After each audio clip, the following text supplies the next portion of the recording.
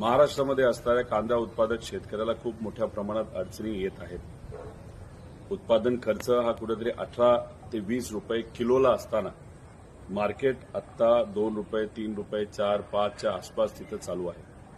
सुरुवातीला नाफेडच्या अंतर्गत कांदा खरेदीचा रेट हा 12.5 रुपये हा डिक्लेअर करण्यात आला होता आणि सांगण्यात आलं होतं की आम्ही 2 लाख टन कांदा विकत घेऊ. पण 12.5 रुपये हे शेतकऱ्याला परवडणारं नव्हतं आणि ते आम्हाला मान्य नव्हतं. आम्ही सरकारला विनंती केली की हा रेट तुम्हाला वाढवावा लागेल. 18 मे रोजी लासलगावला एक मोठं आंदोलन आम्ही पहिल्यांदा केलं, शेतकऱ्यांना विश्वासात घेतलं आणि ते आंदोलन झाल्यानंतर सरकारने हा 12.5 रुपयाचा रेट हा 15 रुपये 80 पैशावर नेला. आता 12.5 पण परवडत नाही आणि 15 रुपये 80 पण परवडत नाही.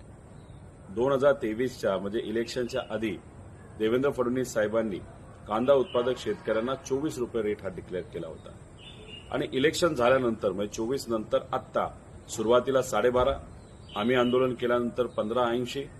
असं का? इलेक्शनच्या आधी वेगळा, इलेक्शनच्या नंतर हा भेदभाव चालणार नाही. आज शेतकरी अडचण येते, त्यामुळे जो इलेक्शनच्या आधी तुम्ही रेट दिला होता 24 रुपये तोच आत्ता द्यावा अशी आमची मागणी होती.